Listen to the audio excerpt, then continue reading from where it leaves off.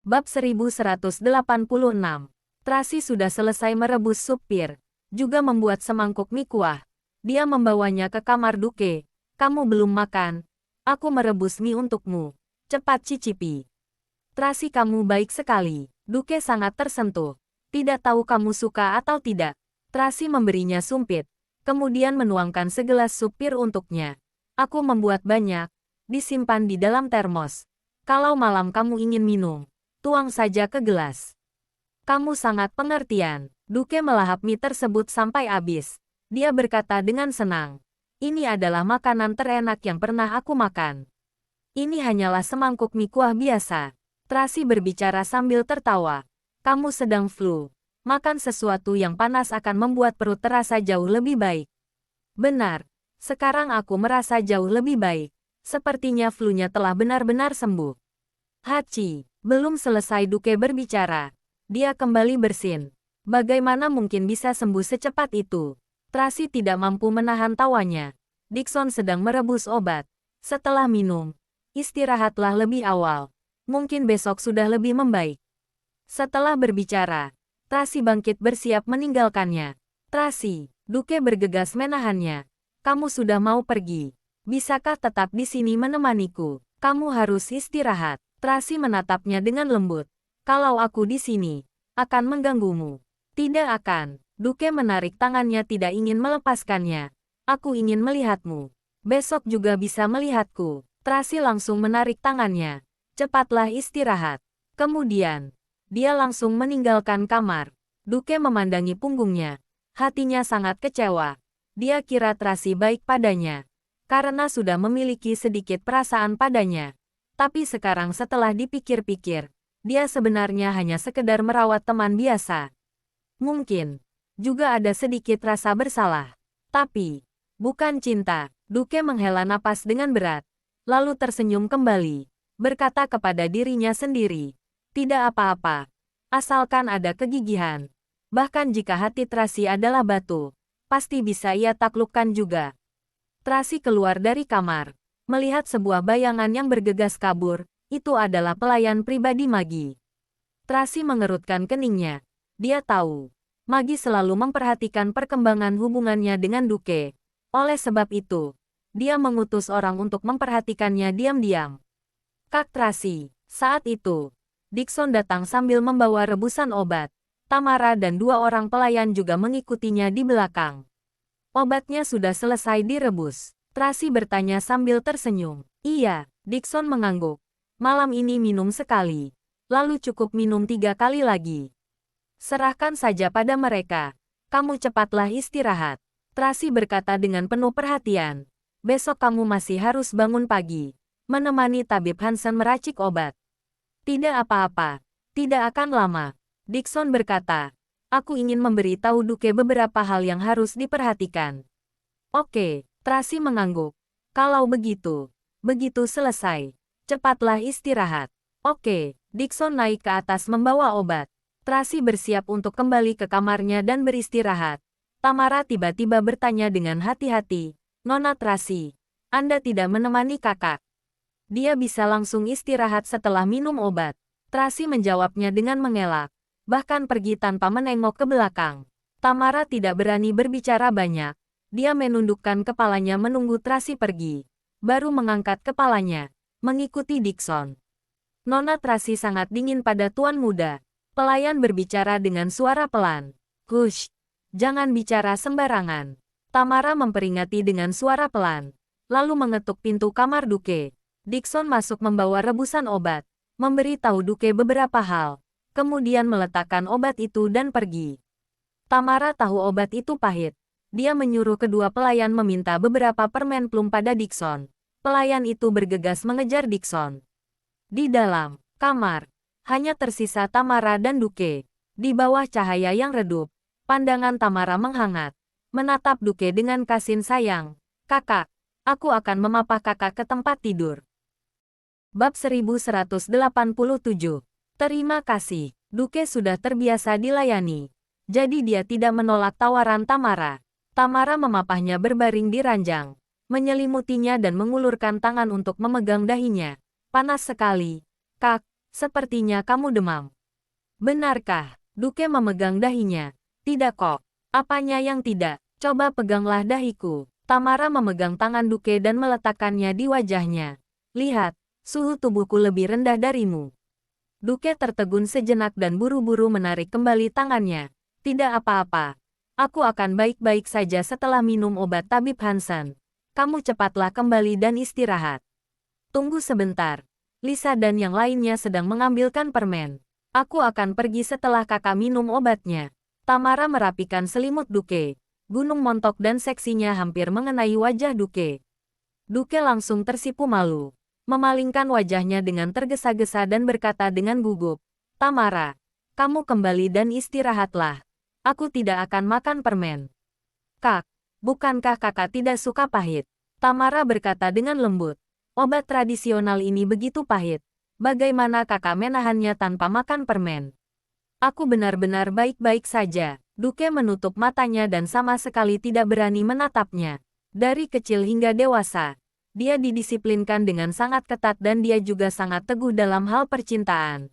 Jadi dia tidak mencari pasangan selama bertahun-tahun. Hanya menyukai Tracy seorang. Walaupun Tracy selalu menolak berhubungan dekat dengannya, dia tetaplah seorang pria muda yang energik dan saat menghadapi godaan seperti itu, tubuhnya secara alami tetap bergairah. Baiklah, kalau begitu aku keluar dulu.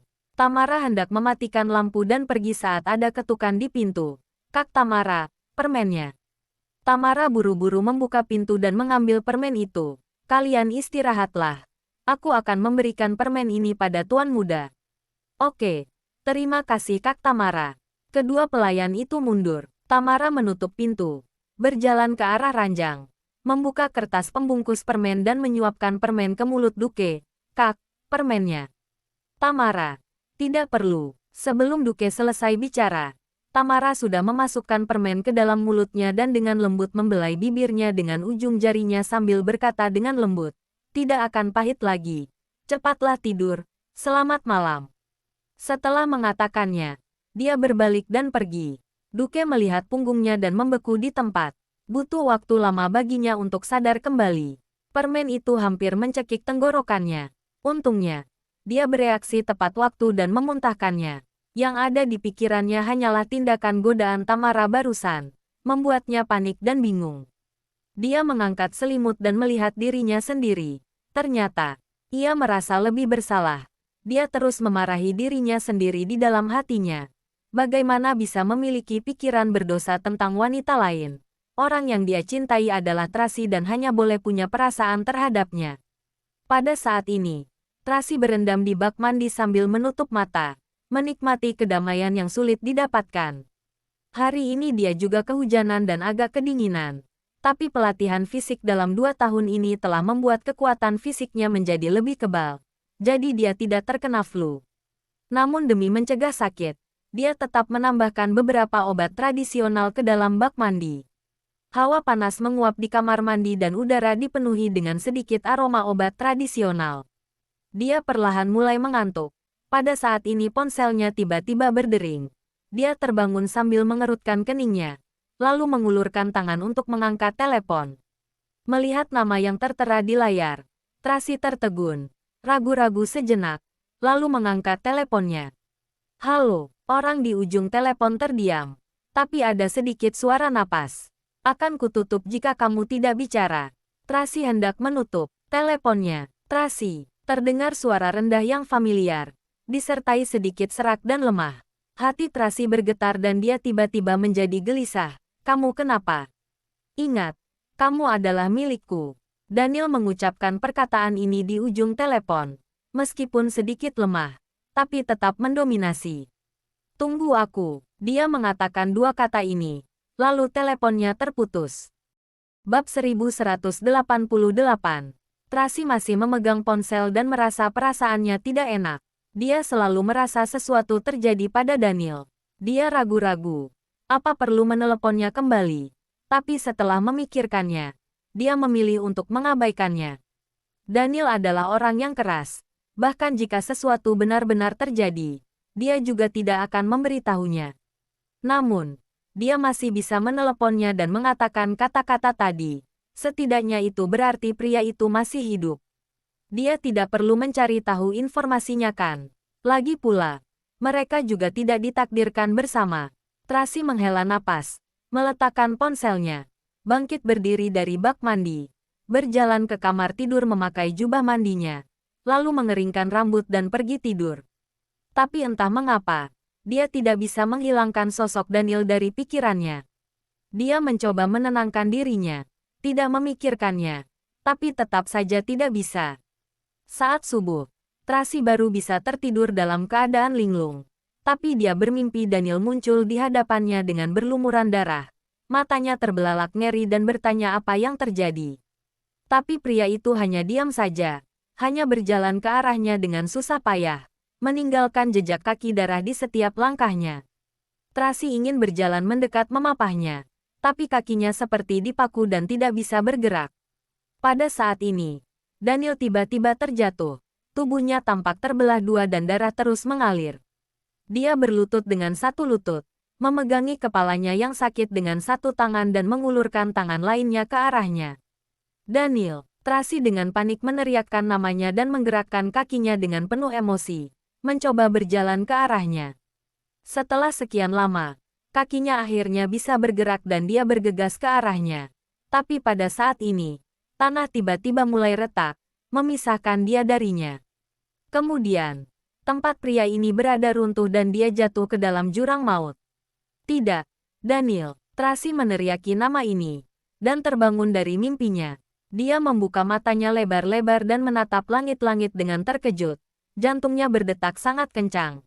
Dia sangat gelisah dan punya firasat kuat. Sesuatu benar-benar terjadi pada Daniel. Tracy tanpa sadar mengambil ponsel dan hendak meneleponnya. Tapi sebelum berhasil menghubunginya, hatinya sudah mulai tenang. Sekarang dia adalah tunangan Duke dan dia sudah sepenuhnya berpisah dengan Daniel. Kedua belah pihak juga sudah berpisah secara damai. Situasi ini tidak boleh dipatahkan hanya karena perilaku impulsifnya. Bahkan jika sesuatu terjadi pada pria itu, juga tidak ada hubungan dengannya. Memikirkan hal ini, Tracy meletakkan ponselnya lagi, menjatuhkan diri di ranjang, menatap langit-langit dengan linglung. Setelah sekian lama, matanya lelah dan dia menutup matanya, mengingatkan dirinya sendiri berulang kali di dalam hatinya. Tracy, lepaskanlah, harus melepaskannya. Suara ini sepertinya ditransmisikan ke kota Bunaken melalui ruang dan waktu. Daniel sedang berbaring di ranjang pasien. Tubuhnya terlalu lemah setelah pengobatan barusan. Hal pertama yang dia lakukan setelah sadar adalah menelepon Tracy. Karena dia bermimpi Tracy menikah dengan Duke, dia ingin bergegas masuk ke gereja untuk mengambil alih pernikahan. Tapi setiap kali dia melangkah, sepotong daging tubuhnya terbelah dan darah terus mengalir, seperti tanggul tepian sungai yang jebol. Dia menyaksikan Tracy bertukar cincin dengan Duke dan berciuman dengan penuh kasih sayang. Dia meraung putus asa, lalu gereja runtuh dan balok menekannya. Lalu, ia tiba-tiba terbangun, sadar kembali dan segera menelepon Tracy. Tapi pada saat itu, dia masih sangat kesakitan. Jadi dia hanya bisa mengucapkan beberapa kata sederhana. Sekarang, dia menutup matanya dan menahan rasa sakit yang luar biasa itu. Tuan Daniel, pengobatan hari ini sudah selesai. Anda, istirahatlah. Kita lanjutkan lagi besok. Dokter berkata kepada Daniel dengan hati-hati.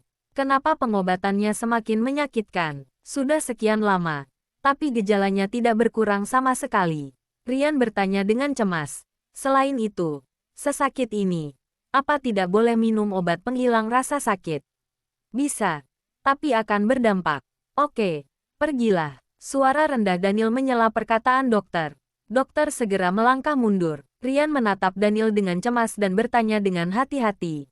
Bagaimana jika aku menghubungi tabib Hansen? Bab 1189. Jangan ganggu mereka. Daniel memperingatkan dengan keras. Tapi, Anda, Ryan ingin mengatakan sesuatu, tapi menelannya kembali.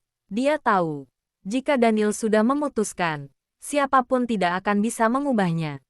Aku bisa merasakannya. Perlahan-lahan membaik. Daniel memejamkan matanya lagi. Suaranya serak dan rendah. Mungkin setelah beberapa saat akan pulih. Tapi proses pengobatannya terlalu menyakitkan. Rian sangat khawatir, seperti masuk ke dalam kobaran api. Mereka memberitahuku, pada saat itu, Tracy juga diobati seperti ini. Daniel teringat kejadian saat itu dan masih merasa bersalah. Kondisinya lebih parah.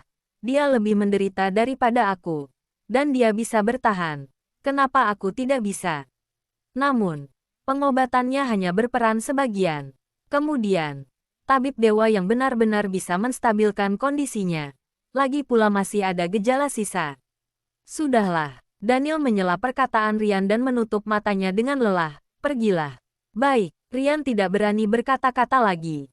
Menundukkan kepalanya dan melangkah mundur. Daniel berbaring di ranjang pasien sendirian. Seperti orang yang berjalan di tepi tebing antara hidup dan mati. Tapi dia punya keyakinan yang kuat di hatinya. Dia sangat percaya dirinya akan membaik.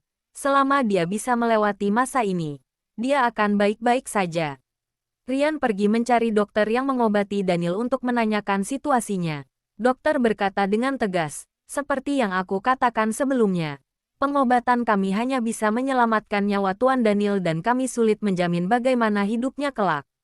Begitu juga dengan Nona Tracy pada waktu itu. Setelah pengobatan kami berakhir, dia masih mengalami kejang setiap minggu. Itu sangat menyakitkan.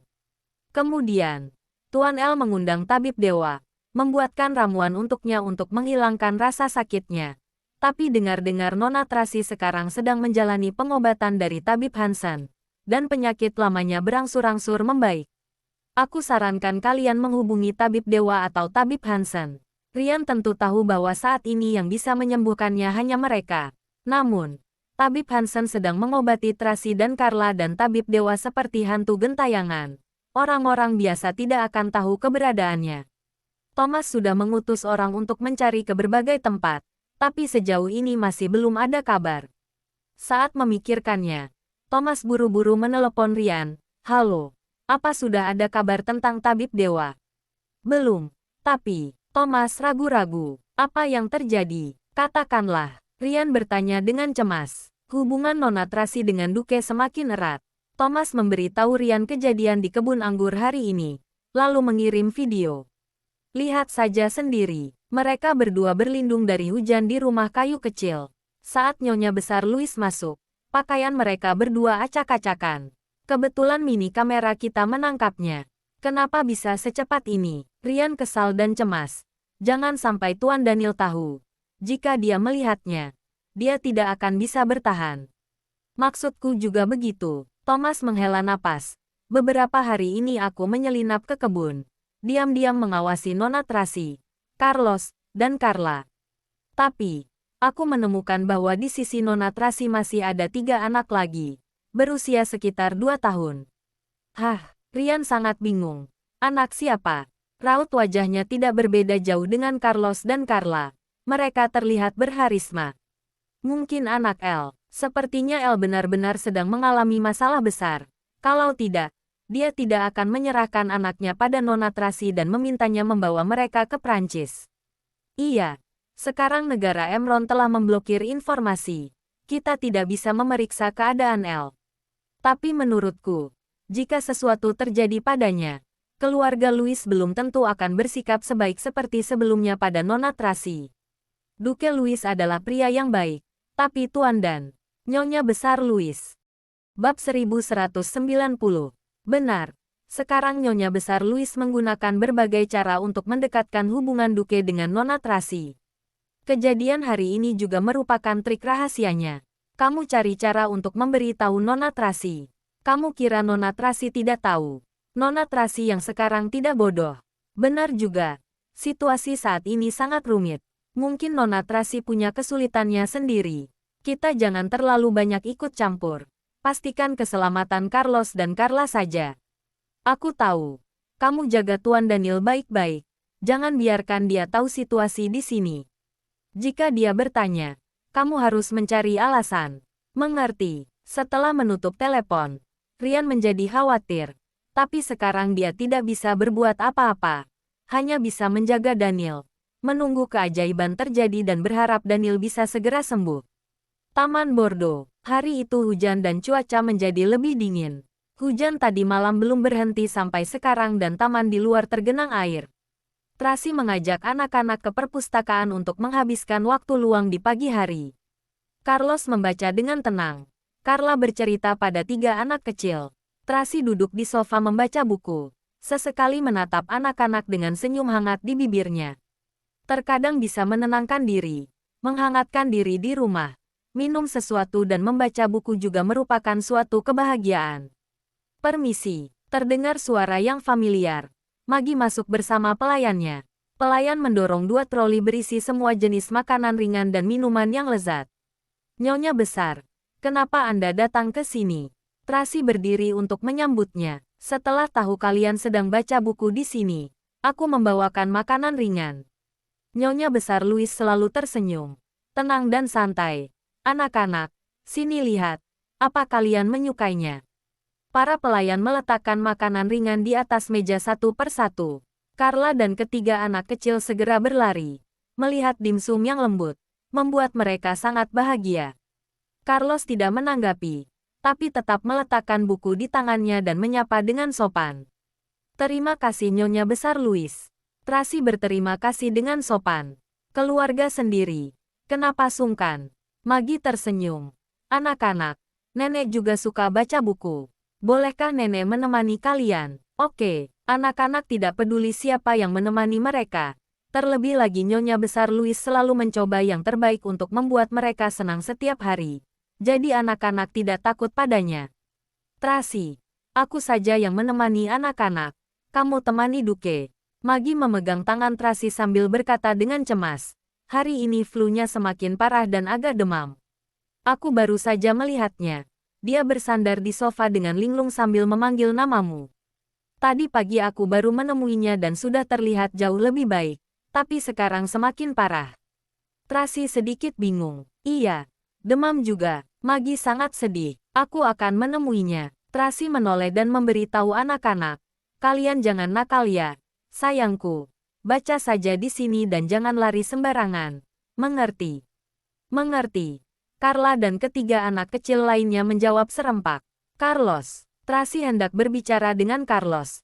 Tapi Carlos sudah berkata, Mami, setelah aku selesai baca buku ini, aku akan segera kembali ke kamar dan mengikuti kelas online. Bagus. Tracy mengusap kepala kecilnya. Lalu mengedipkan mata pada Naomi. Awasi anak-anak. Baik. Naomi menundukkan kepalanya. Tracy pergi bersama Paula dan 2 pengawal wanita lainnya. Sedangkan yang lainnya tetap di sana. Naomi biasanya lebih waspada daripada Paula. Jadi Tracy memintanya untuk tetap melindungi anak-anak. Tracy tiba di kamar Duke. Mengetuk pintu. Lalu masuk. Kebetulan melihat Tamara sedang menyuapi Duke obat. Kakak demam. Jangan sampai tidak minum obat. Ayo minum obat ini. Aku minum sendiri. Duke mendorong tangan Tamara menjauh. Pada saat bersamaan, Tracy mendorong pintu dan berjalan masuk. Saat melihat Tracy, Duke menjadi semakin gugup dan kehilangan kendali, hingga mendorong Tamara ke lantai. Dahi Tamara terbentur meja. Terdengar suara, duk. Channel 登録